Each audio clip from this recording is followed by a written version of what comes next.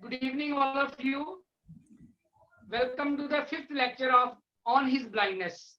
Children, in the previous four lectures, we have talked about the author, style of the poem, rhyme scheme of the poem, and we have also covered half of the poem.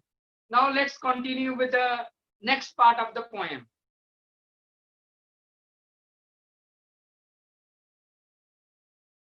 In the octave, the poet has a problem. The poet is frustrated. He is very confused what to do. He has so much anger, so much frustration. He wants to ask the question to God, why God has taken the light, why God has done this thing to him, but he is not able to do that. That's why everything was going on in his mind only. He is not able to ask anything. In the second line, are half my days in this dark world and wide. Here the use of alliteration is also done because the were sign, world and wide, were sound is repeated. Were sound is repeated twice. So when the same sound is repeated, that is called alliteration. Let's continue with the poem. We have already finished 6 lines. Let's continue with the 7th line.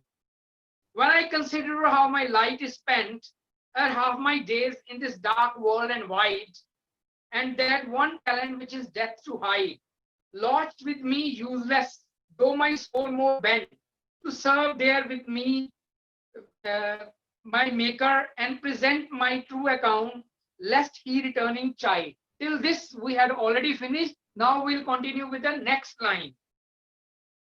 We have read that poet is very frustrated that he wanted to write poetry, but the talent of poetry will not be used by the writer because his light is gone. He has become blind.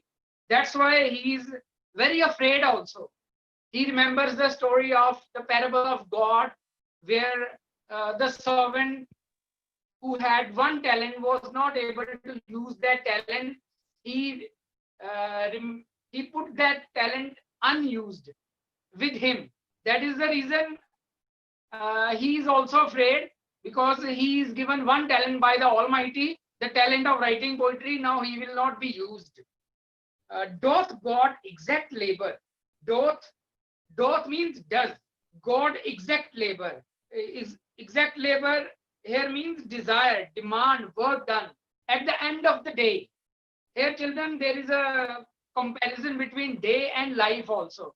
At the end of the, he is taking the example of labor, and he is also taking the example of a laborer. And then he is taking the example of an employer. Who is the employer? The person who put the labor on work. And who is the ultimate labor, ultimate employer here? God.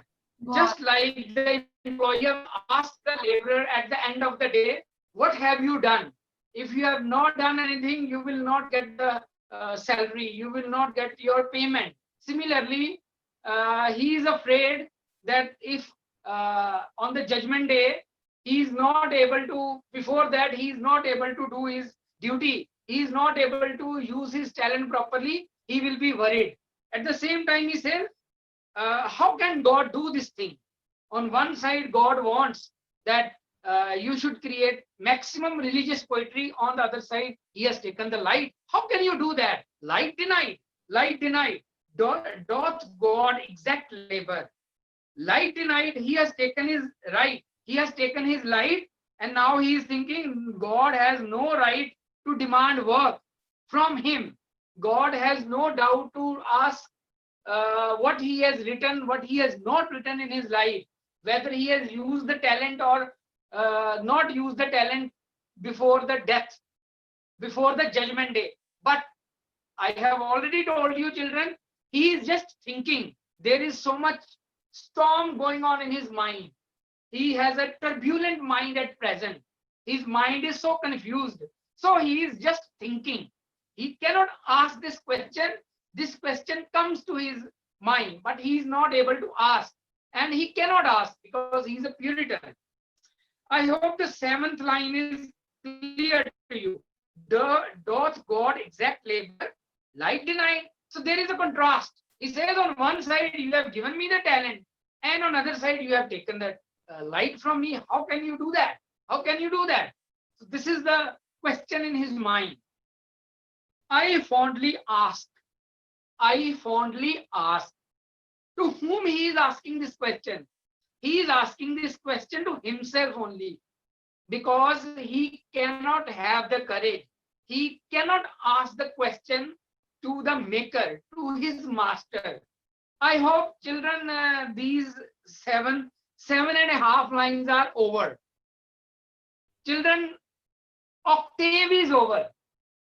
In the octave, the problem is discussed. Now the problem is over. Now we are moving towards the turning point. Children, after 7.5 line, we are moving towards 8th line. So this is the turning point. Volta. This is the turning point. Here we are going to have volta. We'll see a volta in this poem. This is the speciality of a sonnet. In the first part, that is octave, we have a problem. Then we see a turning point from problem towards solution. Here we are going to talk about the solution. Children, everything is going on in his mind. His mind is asking the question and his mind will give the answer. Now, one part of the mind has asked the question. Now, let's see who is giving the answer. The answer is beautiful. You will really like the answer. You know who is asking this, who is giving the answer? The patience is giving the answer. See the next word. But I fondly ask. Children, here I fondly ask, here fondly means foolishly. Foolishly. Why the word foolishly is used? Why he is thinking himself to be a fool? Because he has a doubt in his mind so far as the ways of God are concerned. So that's why he is calling himself a mad person, a foolish person, that this question is not valid, because God does everything in favor of a person, in favor of human beings. He cannot do anything which is not good for us, which is not good for human beings. So he is quite satisfied. He wanted to ask the question, then he came to know that it is just a foolish question. He should not ask this question. Now see the answer. But patience. Children, can you see the word patience? It is written with capital P. Yes. Patience is a noun. It is the quality. It is the name of the quality. But here patience is giving the answer. How can patience give the answer? Patience is not a person. So here the word patience, patience has been personified. So here we can say the technique of personification is there.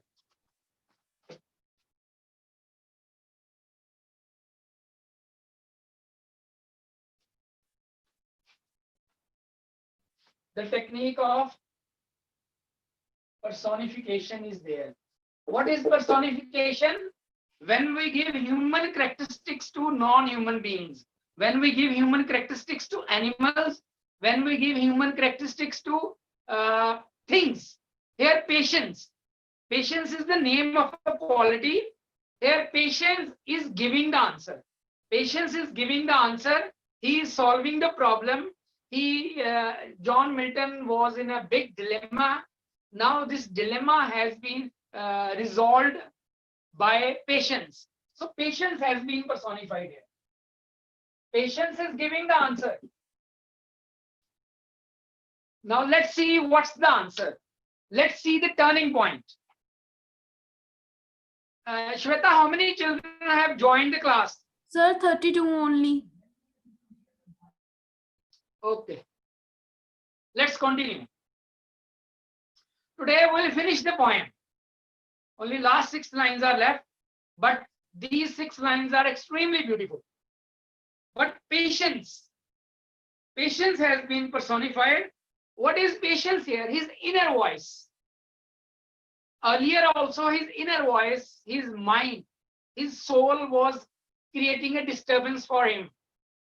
His soul, his patience, his inner self posed a question in his mind. Now the same inner self is giving the answer to him. So for some time he was in a doubt that God's ways are against him, but then he comes to know, he gets.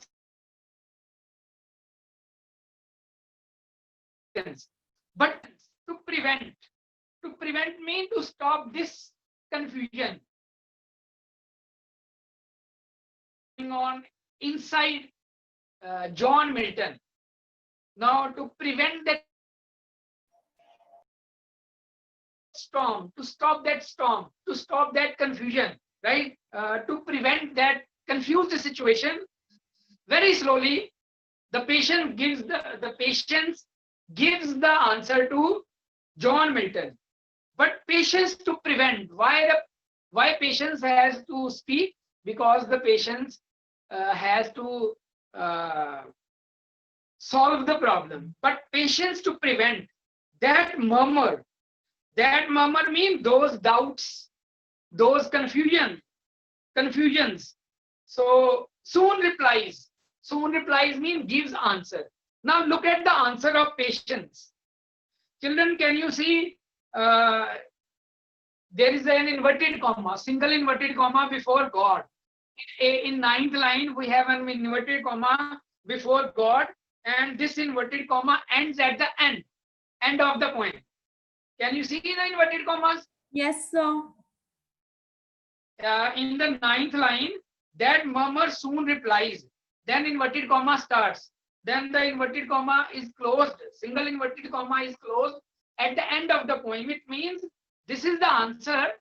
This is the answer given by Patience to John Milton. Who is Patience here? Patience is his inner self only, right? His inner self is asking the question and his inner self is giving the answer. So both are same. Everything is going on in the mind of John Milton only. Now let's see the answer. But patience to prevent that murmur soon replies, God. Why John Milton was worried? Because John Milton was not able to write poetry. John Milton was thinking that he is the only follower who is able to write poetry, who is able to serve God. But then Patience says, you are nothing. God does not need you, right? God has so many followers. Millions of followers are there in this world. Just have patience. Just believe in yourself. If you are not doing anything, if you are waiting for the right opportunity to serve God, if you are just waiting and don't have any complaint against God, then also you are doing something in favor of God. It is not important that you have to write poetry only. Without writing poetry also, you will be able to serve your maker. Let's see the beautiful answer given by Patience. The Patience says, God does not need any return gift. He said, God has given you the talent, right? God has given you the gift. And in return, God does not want anything, because all the gifts given to the human beings, they are given by God only, and God knows only to give. God does not want anything back from his people, from human beings, from man. So you should not worry. Stop this confusion. Stop being angry. Stop your frustration. There is nothing like that, right? God will not be upset with you because you have not done anything wrong. If you are not doing anything, if you are just waiting, then also you are serving God. So no need to worry. God does not, obviously everything is given to us by God only, right? God does not want anything from us. If he wants anything from us, he will take it back. And it is his right. He is the owner of the world. He is the creator of the world. If he can give something to anybody, then he can take it back also. It is the will of God. It is the wish of God. God can do anything. So you need not worry about this thing. God doth not, doth mean does. God doth not need. Need mean want. He does not want any return gift for his gifts. Children, when we go to the birthday party, anybody's birthday party, we usually have a gift, birthday gift for the birthday boy or birthday girl. And sometimes that person gives the return gift also. That is a type of love or respect shown for the guests by the birthday family, by the host. But in this case, it is not like this. The patient says that no need to worry. God does not want any return gift from you. You will give the gift to God. God has given you everything. Now you will give the gift to God. God does not need anything from you. Patience is not scolding John Milton. Patient is explaining the things to John Milton that no need to worry, because patient wants to remove the confusion. God doth not need either man's work. Either man's work means any return gift, any man's work. Millions of people are living in this world. Many people are walking on the right path. Many people have taken the other path. God is not worried about them, because millions of people, millions of workers are working in favor of God. Many good angels are there who are working continuously. Many people, many human beings, many men, women, many people are working continuously in favor of God. If one person is not working, if one person is just standing and waiting patiently for his turn, it means that person is also serving. That person is also doing the duty. Every time you don't need to produce great poetry or to use your talent. God doth not need either man's work. Of his own gifts of his own gifts. God has given you the gifts, and you will return those gifts to God only. I mean, it does not make any sense. According to patience, it does not make any sense, because whatever you have, that is given to you by God only, and you want to return those things to God only. I mean, uh, God does not need all these things. So this is the answer given by patience, so that uh, John Milton becomes calm. His confusion is gone. His problem is solved. God doth not need either man's work or his own gifts. Who best? Very interesting line. There can be a question on reference to the context. If reference to the context is chosen from this poem, then definitely the last four lines are the most appropriate option. They can be chosen because there is a word mild yoke. Who best? Let's continue with the next line. Who best? Who means whoever. Any person who is able to bear the mild yoke, they serve him best. Let me tell you the meaning of yoke.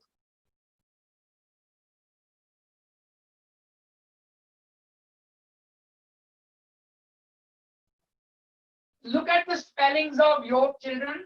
One yoke is this. What is this yoke? Yoke, you must have heard this.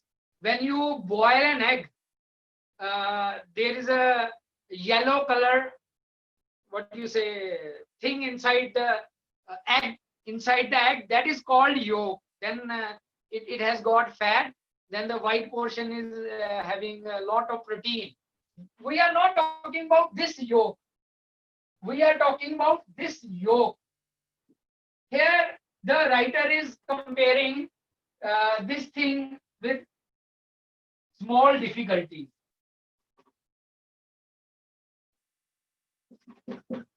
Let me tell you the meaning of yoke. Children, you must have seen the farmers working in the fields. Now these days we have tractor and other machineries are there which are used to plow the land. Earlier, what was used to plow the land? Oxen were used to plow the lands.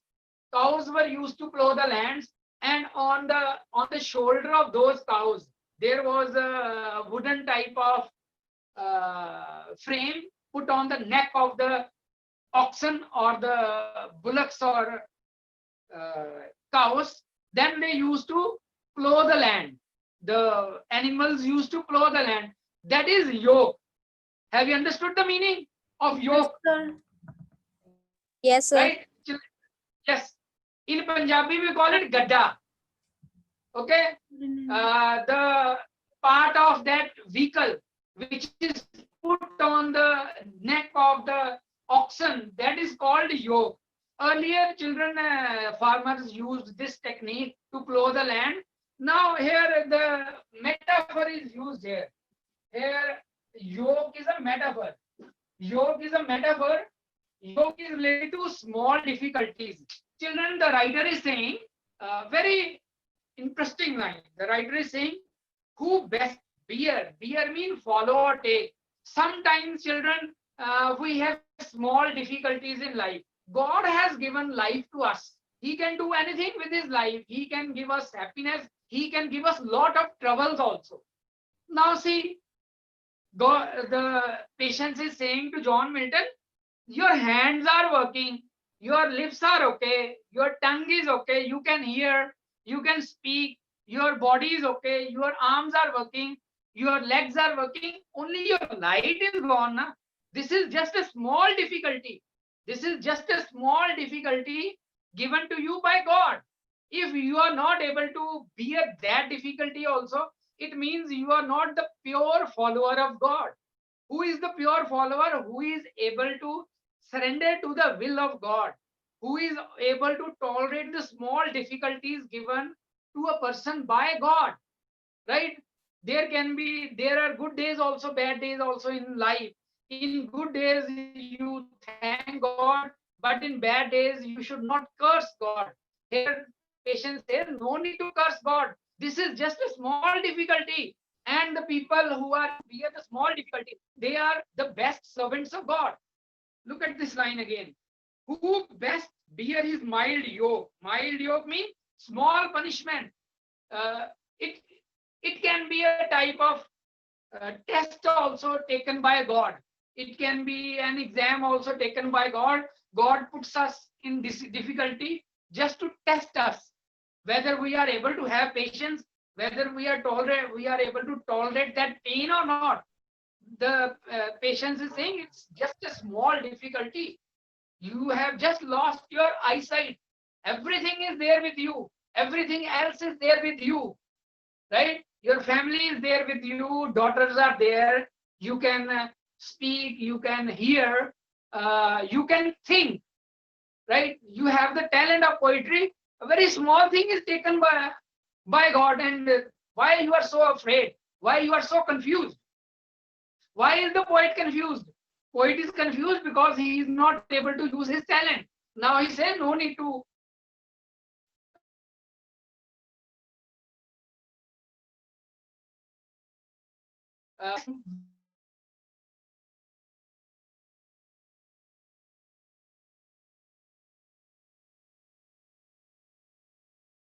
meaning of mild yoke is clear to you. Able to bear, who are able to tolerate small difficulties of life. Yes, Shweta? Sir, 8 minutes are left. Okay. Don't worry, I'll finish the point. Who best bear his mild yoke, they serve him best. People who are able to bear the difficulties, who are able to tolerate the difficult time of life, they are the best servants of life. They are the best servants of God. This is the message given by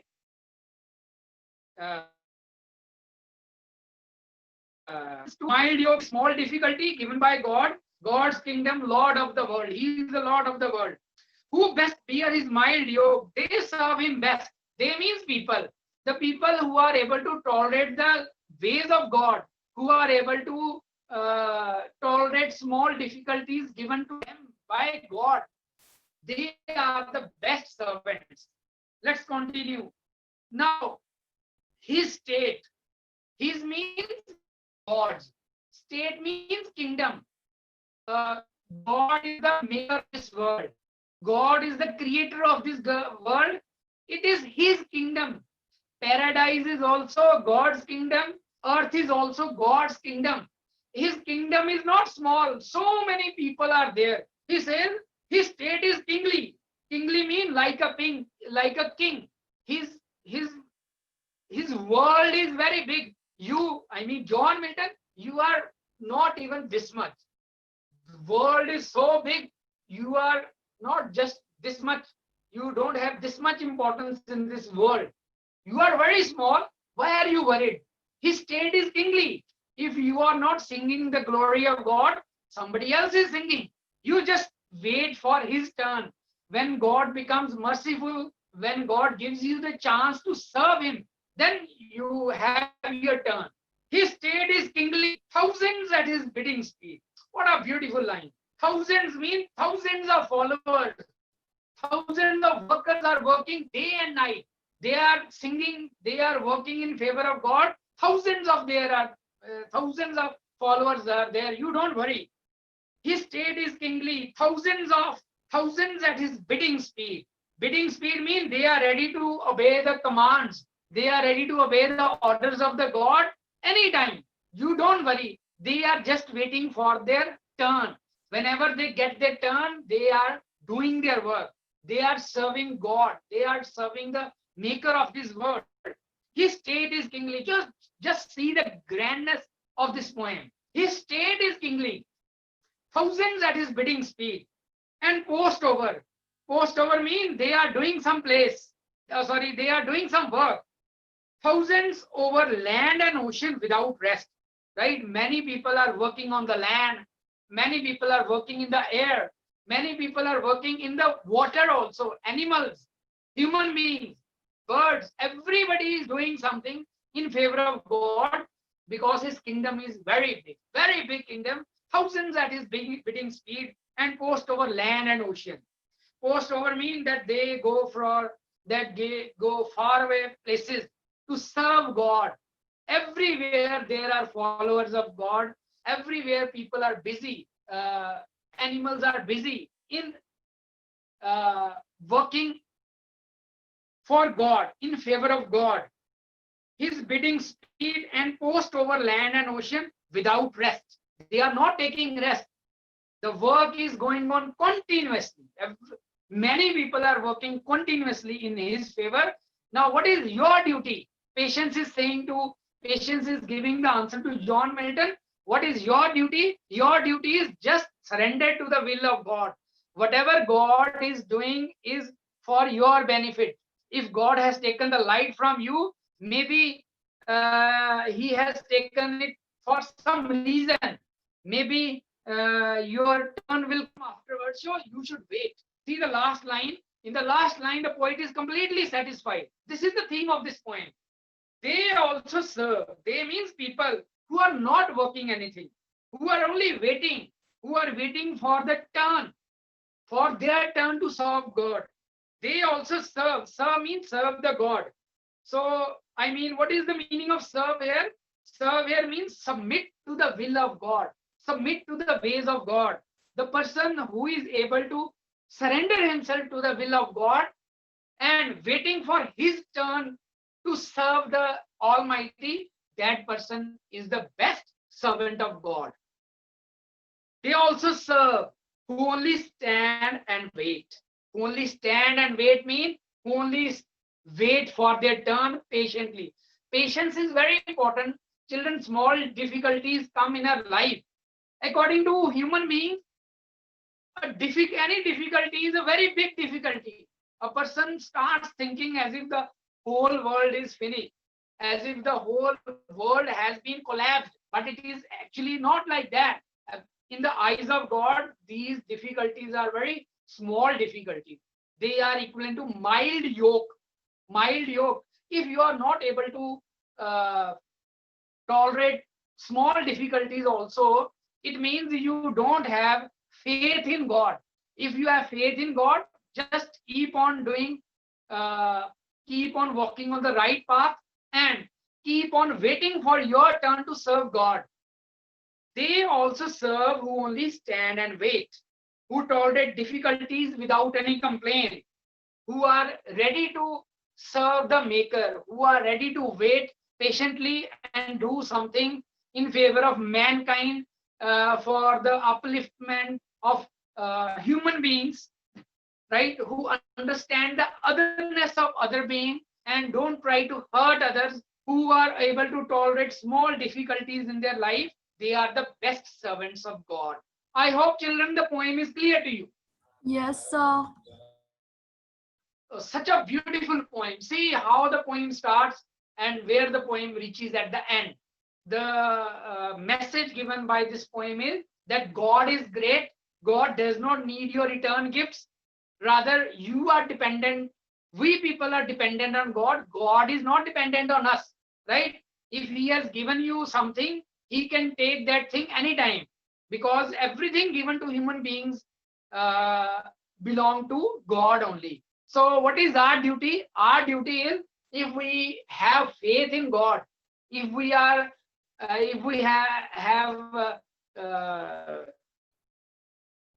good faith in God, then we must wait. We should say to ourselves, whatever is happening for the good. Whatever God has done for some reason. There is always something good in everything happening in life. Small difficulties come in our life to make us strong, to make us experienced, to make us uh, more, what you say, patient. So they also serve who only stand and wait.